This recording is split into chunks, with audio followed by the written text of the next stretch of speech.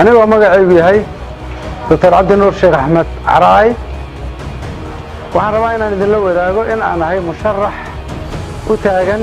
xilka gudoomiyaha ururka dhakhaatiirta Soomaaliyeed waxaan ballan qaadayaa in aan sameyn doono isbedel ku saleysan cadaalad iyo sinaan